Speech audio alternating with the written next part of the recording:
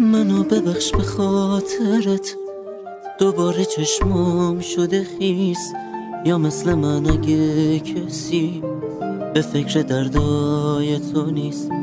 خودت میدونی که برام از خودمم مهمتری. ببخش که هر شب از توی فکر و خیالم میگذری. ببخش اگه هر جا میری دلم برات شور میزنه تا بر نگردی پیش من. دل واپسی مال منه. ببخش اگه هر دفعه من تو آشتی پیش قدم میشم مغرورم، اما پیش تو باز خودم میشم. از سر شوق عشق من اشکی که روی گونمه. ببخش که میلرزه دلم وقتی سرت روشونمه.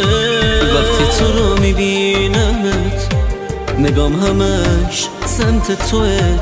تموم آرزوی من دیدن لبخند توه. اگر دلت رو میزنه حرفای پر محبتم، دلخور نشو از دست من، بزن به پای غیرتم. صحبت رفتن که میشه بی‌اعتنایی میکنم. ببخش اگه محبت رو از تو گدایی میکنم. ببخش اگه روی دلم اسم تو رو حک میکنم. وقتی دلت میگیره من به بودنم شک میکنم.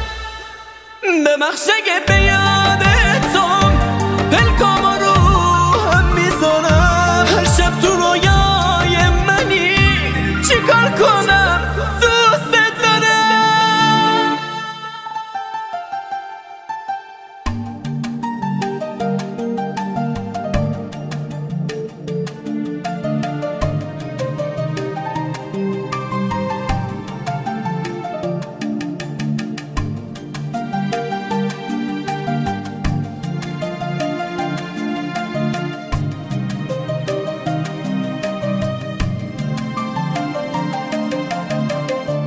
وقتی یکم تو خودمم اون لحظه های بی کسی خودم میفهمم عزیزم که واسه من دل واپسی.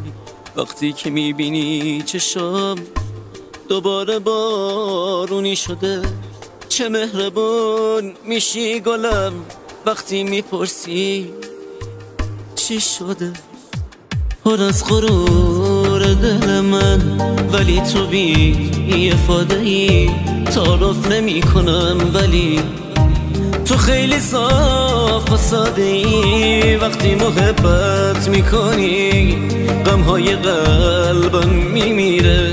نمیدونم چرا ولی بی خودی گریم میگیره. از سر تقصیرات من تو خیلی ساده میگذری. هر جور حساب کنم بازم تو خیلی از من بهتری. دلت شکست فدات بشم اما